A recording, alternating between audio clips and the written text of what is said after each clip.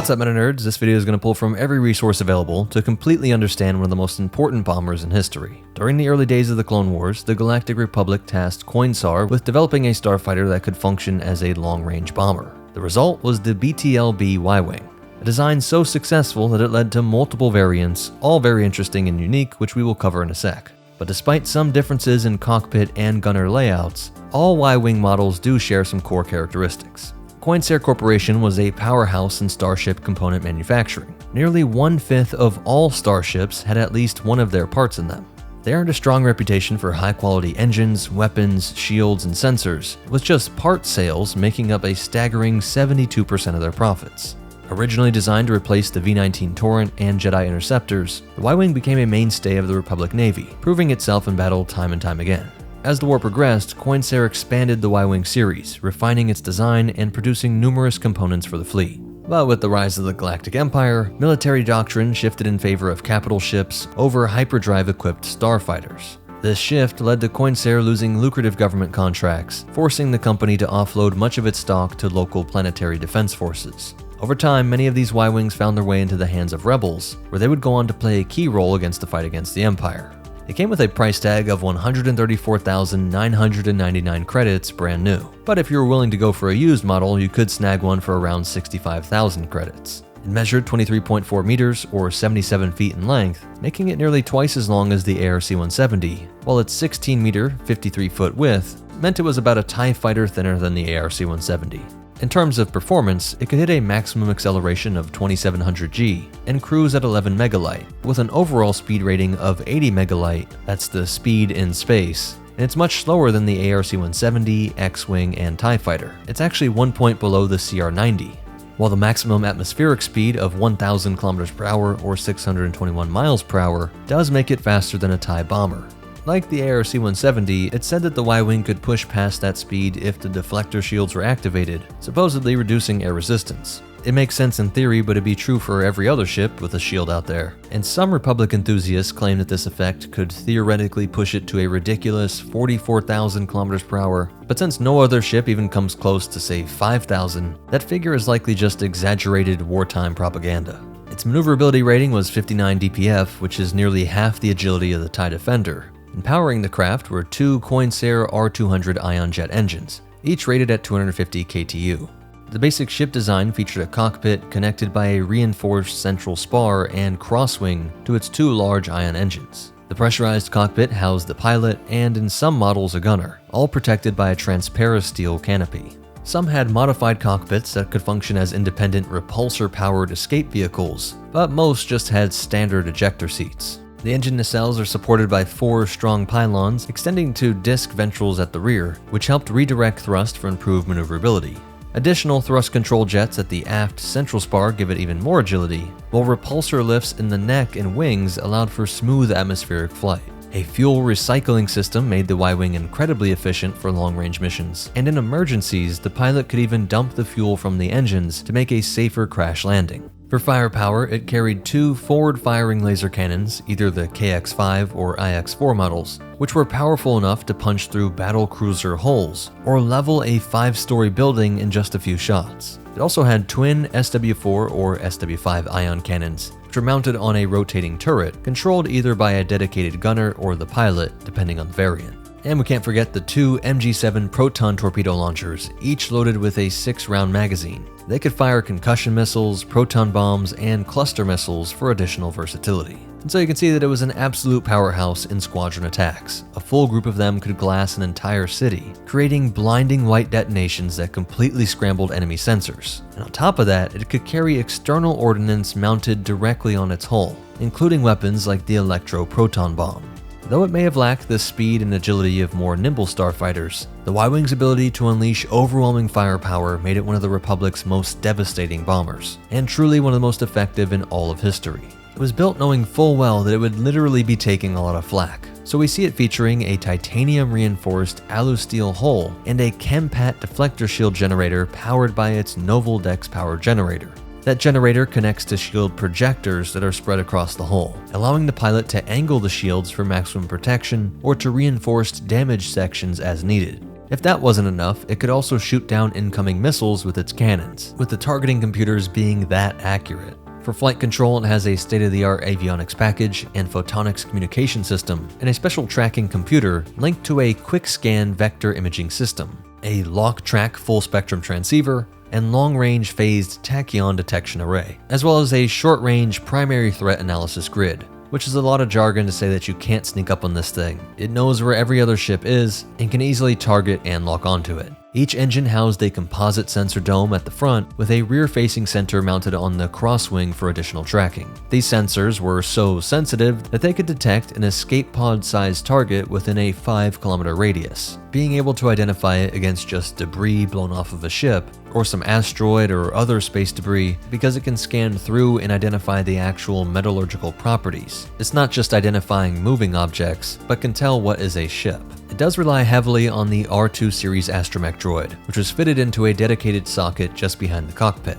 The droid managed hyperspace calculations for the R300H hyperdrive motivator, along with overseeing the ship's systems. Without an astromech, the Y-Wing simply couldn't jump to hyperspace, and so it really is fundamental to having it serve as a long-distance bomber. The ship itself came with a Class 1 hyperdrive, which is as fast as you can get without straying into custom-built ships or absurd designs like the Acclimator class. And since it was designed for long-range strike missions, it has extra equipment like backup batteries, secondary life support systems, freshwater tanks, and an emergency flotation system in case of water landings. Because it ran hot, a complex cooling system extended throughout the entire ship to keep it from overheating. And when the Rebel Alliance got their hands on them, either through purchase or theft, they quickly ran into a problem. The cooling system required extensive maintenance after every flight, and the armor plating had to be removed just to access it. To make maintenance easier, the Rebels decided to strip away most of the armor, repurposing it for other ships like the T-47 Airspeeder. To try to compensate for this loss, they boosted the ship's shield power, trading raw durability for a lighter, more efficient design.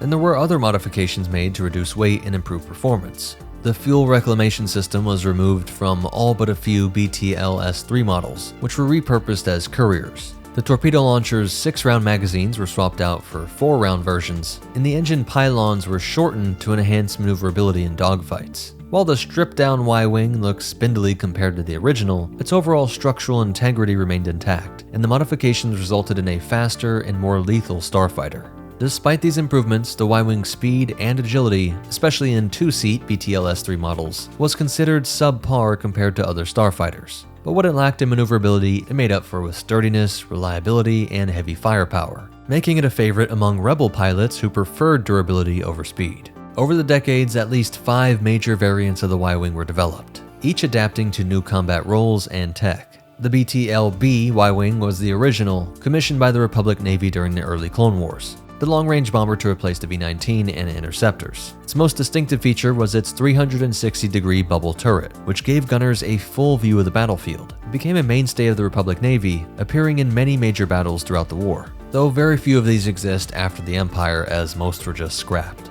The BTL-A4 LP, for Longprobe, was a more specialized variant, costing a steep 185,000 credits. This version was built for long-range scouting missions, and to make room for additional sensors and avionics, the second crew seat was removed along with much of the onboard life support and mission equipment. With a lighter frame, it could handle heavier payloads instead of relying on a better avionics package or a weapons-focused loadout. While it retained a turret, it was lightened and locked in a forward-firing position to cut weight. Oddly enough, the BTL-A4 Y-Wing, assault starfighter/bomber, which became the backbone of the Rebel Alliance, was designed before the BTL-B. The single-seat tactical strike craft removed the gunner's position, focusing on speed and firepower instead. After the Empire phased it out, the Rebels adopted it extensively during the Civil War, seen from Scarif to Yavin and Endor, all the way on to Jakku. It cost the same as the B. It was slightly slower in space and had a touch more speed in atmosphere. It's the durability, reliability, and heavy weapons that made it a core part of the Rebel fleet. The S3 was a 2-seat Y-Wing variant that retained the gunner position from the B, but replaced the elevated bubble turret with a more compact design, seating the pilot and gunner back to back. This was the most common Y-Wing configuration, and many were modified with defensive, rapid-fire blaster cannons instead of the ion cannon turret, along with particle cannons replacing the dual laser cannons on the nose. These ships were used as heavy capital ship destroyers, but they were eventually phased out in favor of the newer B-Wing starfighters. Finally, the BTA-NR-2 Y-Wing marked the revival of the Y-Wing line after the Galactic Civil War, as the design became legendary for breaking the Empire's back. This model was based on the A4 single variant version, but brought back the customization options and stripped down armor plating that most people associated with the classic Rebel Y-Wing. It had optional plating, better sensors, stronger deflector shields, improved controls, and upgraded engines. Cost $185K and was slightly longer than the original, while having an 80 megalight rating and an atmospheric speed of 1,050 km per hour. The fastest Y-Wing yet, though not by much. This model was widely used in planetary defense forces of the New Republic, and later saw action with the Resistance against the First Order. During the Clone Wars, the Y-Wing project proved to be a game-changer for the Galactic Republic, with these bombers playing key roles in multiple battles against the Separatists. Despite their large size, the two-seat Y-Wings were surprisingly maneuverable, with clone pilots pulling off quick rolls while maintaining formation.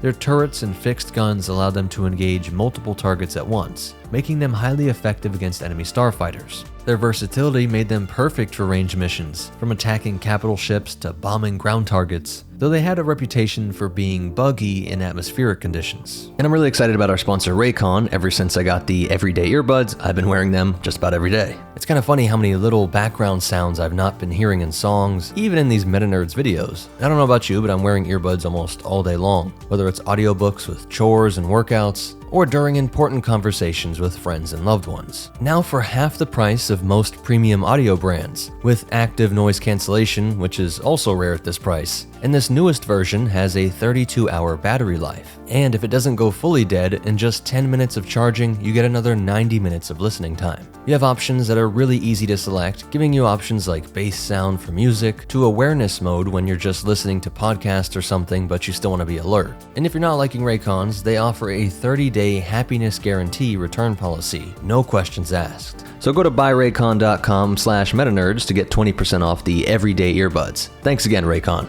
One of their first major engagements was the Battle of Corvair, where they fought alongside V-19 Torrent starfighters under Jedi General Anakin Skywalker. Later, Shadow Squadron, a unit of clone bomber pilots, flew Y-Wings under Skywalker's command in the Battle of Kaleida Nebula. During the mission, Ahsoka served as Skywalker's gunner, while Plo Koon provided fighter escort. The bombers managed to destroy Malevolence's deadly ion cannon, though 6 out of the 12 bombers were lost in the assault. And this was something of an experimental squadron to be placed on such a high valuable target, as we know from other reports that the Y-Wing was still being tested in live combat, measuring its performance with select groups before getting the okay from Republic brass to more heavily integrate it into the army. But of course, the Republic liked what it saw, and the rest was history. It played a critical role in the Battle of Ryloth, where they broke the Separatist blockade, and in the aftermath, at least one Y-Wing crashed near the Syndulla estate, where Hera Syndulla later rescued Chopper from the wreckage. Her father, Cham, preserved the crash site as a memorial to the battle. Skywalker's Y-Wings also played a role in destroying Hyena-class bombers that were targeting Lesu, Ryloth's capital city.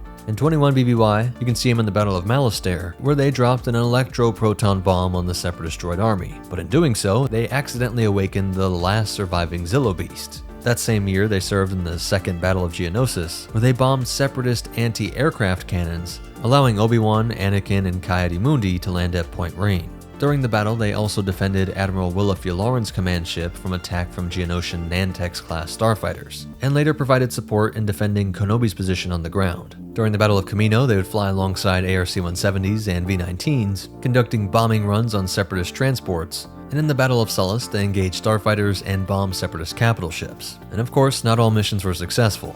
Y-Wings mounted a failed defense of Adi Gallia's flagship in 20 BBY. They played another major role in the Battle of Umbara, destroying Separatist frigates in orbit and bombing Umbaran militia positions as they ambushed the 501st Legion, while also engaging in atmospheric combat, going head-to-head with Vulture droids and Tri-Fighters in high-speed dogfights. But their effectiveness couldn't always turn the tide. When Kenobi's flagship, the Negotiator, came under attack, the Republic's Y-Wings were unable to save it. In 19 BBY, during the Battle of Anaxis, Gold Squadron deployed Y-Wing bombers to take out Separatist anti-aircraft cannons, which were stationed at the Anaxis Assembly Complex as part of the Outer Rim sieges. Around the same time, one was undergoing repairs aboard the Venator-class Star Destroyer Tribunal, following the Siege of Mandalore. That same Y-Wing was later used by Captain Rex and Ahsoka Tano to escape during Order 66, and later to visit Padme Amidala's funeral. Rex continued using the ship into the early Imperial era. keeping it operational despite the growing crackdown on former Republic forces. With the rise of the Galactic Empire, an early rebellion began forming, secretly backed by influential senators like Bail Organa and Mon Mothma. Rebel cells relied on whatever starships they could get their hands on, and Y-Wings became a popular choice since they were being retired from frontline Imperial service and relegated to planetary defense duties. Many were either sold as surplus or scrapped, making them easy targets for theft or purchase by the rebellion. The BTL-A4 became the most common model in Rebel hands, with older BTL-B variants having their bubble turrets removed in favor of remotely controlled turrets like those found on later models. They were more durable and heavily armed than the Empire's TIE fighters, making them invaluable for missions like escort duty, reconnaissance, courier service, and precision strikes. By 4 BBY, they were very popular in the rebellion. At least 5 engaged TIE fighters while Jyn Erso attempted to escape Imperial forces on Skoll. And during the battle, crossfire from the dogfight accidentally destroyed the SC-3000 freighter Ponta 1, killing both civilians on board. In 2 BBY, Phoenix Cell launched a daring raid to recover decommissioned Republic Y-Wings from Reclam Station, an aerial scrapyard floating in Yarmouth's atmosphere. The mission ended in a Rebel victory with 5 Y-Wings successfully stolen when the station itself was destroyed. 2 of the original 7 bombers were lost to the Imperial fire, both of which had been remotely piloted by Chopper. Though originally intended for Phoenix Squadron, the recovered Y-Wings were instead transferred to General Dan Dodonna's unit on Yavin 4. Meanwhile, the Empire trained the TIE pilots to hunt and destroy Y-Wings at Skystrike Academy on Montross. Sabine Wren and Wedge Antilles participated in one of these training sessions before they attempted their first escape from Skystrike Academy alongside Derek Cliven and Raki Gari. Gold Squadron would be assigned to escort the Chandrilla Mistress, a transport carrying Mon Mothma, to a secret rendezvous with the Spectres aboard the Ghost. From there, the Ghost would ferry Mothma to Dantooine, where she planned to meet the high-ranking rebel leaders. But the Empire had tracked the Chandrilla Mistress, and shortly after arriving, Mothma's ship was ambushed by an Arquitens-class command cruiser, a Gazanti-class, and several TIE fighters. Gold Squadron managed to destroy the Imperial ships, but Mothma and her crew were forced to abandon their ship and transfer to the Ghost. Fleeing into the Archon Nebula, the rebels hoped the nebula would conceal their movements, but Grand Admiral Thrawn anticipated this maneuver and sent a fleet of Imperial-class Star Destroyers and TIE fighters to intercept them. Among the attackers was Volt Scarus, piloting a TIE Defender. The battle, known as Operation Handoff, resulted in a decisive rebel victory, though Gold Squadron lost 3 of its Y-Wings in the process. By this time, the Y-Wing had cemented itself as the Rebellion's go-to starfighter, proving itself not just a bomber, but a dependable, battle-tested ship that could hold its own against a variety of Imperial forces. During the Battle of Adelon, the Y-Wings of Green Squadron launched an attack on an ISD, while Phoenix Squadron's A-Wings took out the TIE fighters. Despite their best efforts, the rebels were overwhelmed and forced to retreat back to Chopper Base. It was only through the intervention of Clan Ren and the Bendu that rebel forces were able to escape Adelon and regroup at Yavin. But the cost was devastating, with all but 2 Y-Wings destroyed in the assault. Around 0 BBY, a joint force of Y-Wings and X-Wings, led by the newly promoted General Hera Syndulla, took part in the liberation of Lothal, fighting against Thrawn and the 7th Fleet. The rebel fighters managed to break through the blockade and attack the fuel depot and Imperial Armory complex in Capital City, finally defeating Volt Scarus in the process. But just after breaching the outer defenses in orbit, Thrawn's second wave of TIE fighters counterattacked, wiping out the entire rebel strike force. None of the Y-Wing pilots or their astromechs survived the crash landings. That same year, during Operation Fracture, Y-Wings of the Masasi group were deployed to Iadu, where they successfully destroyed the Imperial Kyber Crystal Research Facility, but in the process, they also killed Galen Erso, the key scientist behind the Death Star's construction.